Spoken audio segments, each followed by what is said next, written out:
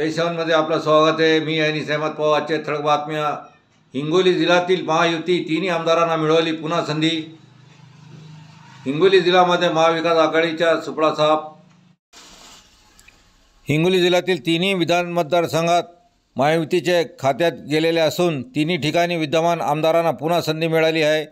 जिल्ह्यातून महाविकास आघाडीचे मात्र सुपडा साफ झाला आहे। हिंगोली विधानसभा मतदारसंघात महायुती व महाविकास आघाडी या दोन्ही बाजूने मोठी बंडखोरी झाली होती। भारतीय जनता पक्षाने विद्यमान आमदार तानाजी मुटकुळे यांना उमेदवारी दिल्याने नाराज असलेले रामदास पाटील सुमाटणकर यांनी बंडखोरी करत अपक्ष उमेदवारी दाखल केली होती। तानाजी मुटकुळे यांना 74,584 मत घेऊन सौ रुपाली पाटील यांच्या 11,021 मतांनी पराभव केला।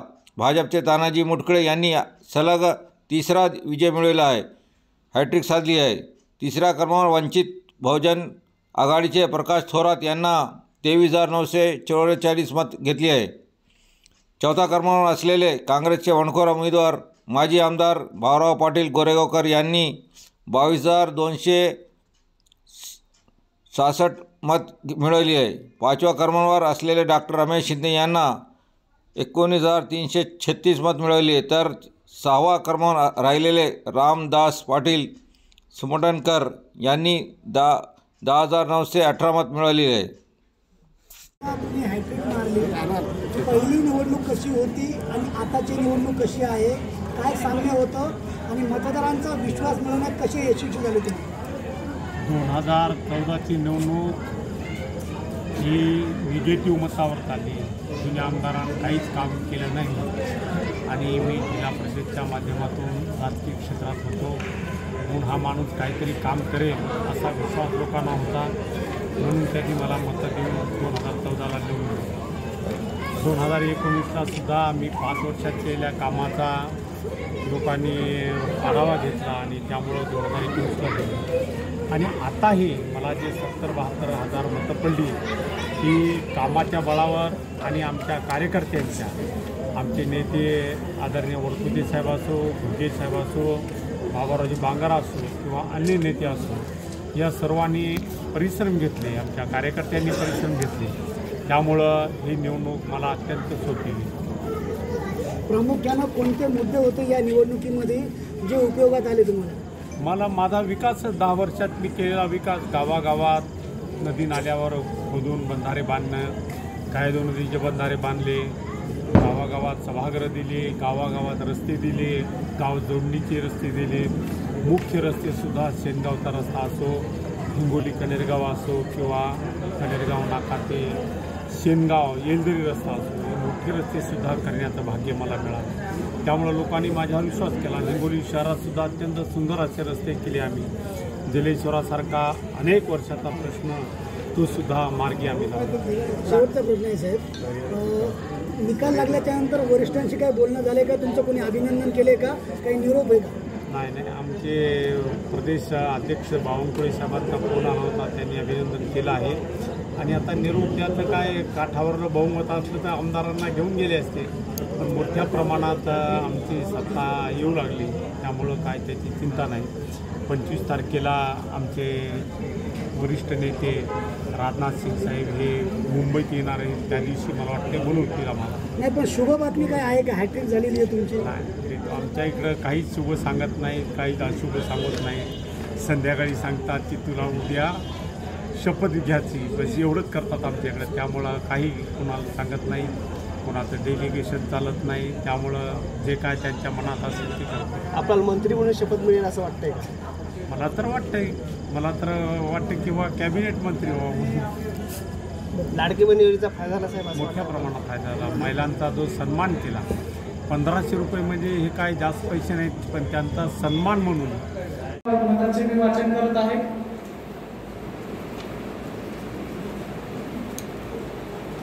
प्रमोद उर्फ वडगुटे पोस्टल बॅलेट सहित पडलेली मते आहेत 2,287। मुटकुळे तानाजी सखारामजी यांना पोस्टल बॅलेट सहित मिळालेली मते आहेत 74,584। रुपालीताई राजेश पाटील यांना पोस्टल बॅलेट सहित मिळालेली एकूण मते आहेत 63,658. ॲडव्होकेट साहेबराव किसनराव शिरसाट यांना पोस्टल बॅलेट सहित एकूण पडलेली मते आहेत 1325. उत्तम मारुती ढाबे यांना पोस्टल बॅलेट सहित मिळालेली एकूण मते आहेत 544. दीपक धनराज दुरिया यांना पोस्टल बॅलेट सहित मिळालेली एकूण मते आहेत 559. पंजाब नारायण धनाळ यांना पोस्टल बॅलेट सहित मिळालेली एकूण मते आहेत 900. प्रकाश दत्तराव थोरात यांना पोस्टल बॅलेट सहित मिळालेली एकूण मते आहेत 23,944. 23,944. मुतावली पठाण आतिक खान ताहेर खान यांना पोस्टल बॅलेट सहित मिळालेली एकूण मते आहेत 488. रवी जाधव सोनेकर यांना पोस्टल बॅलेट सहित मिळालेली एकूण मते आहेत 163. सर्जेराव निवृत्ती खंदारे यांना पोस्टल बॅलेट सहित मिळालेली एकूण मते आहेत 283. सुनील दशरथ इंगोले यांना पोस्टल बॅलेट सहित मिळालेली एकूण मते आहेत 271.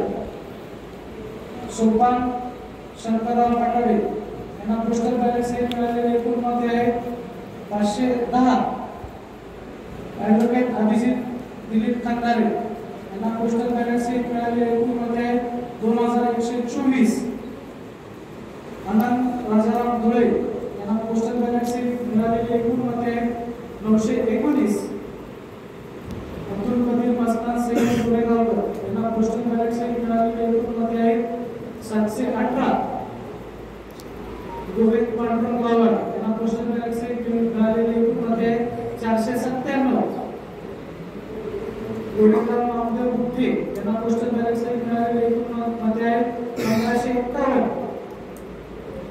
भाऊराव बाबुराव पाटील यांना पोस्टल बॅलेट सहित मिळालेली एकूण मते आहेत 22,967.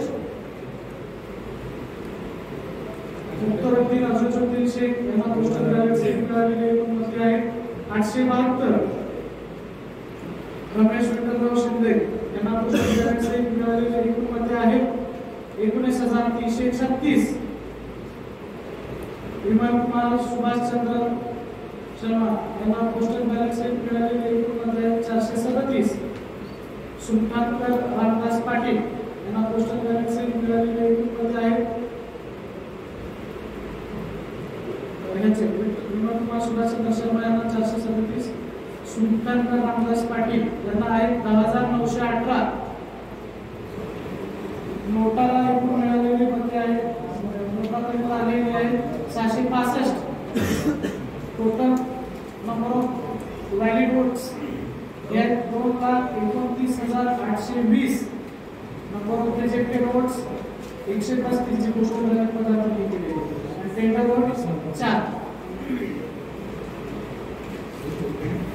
रामजी हे 10,926 मतांनी विजयी होत आहेत.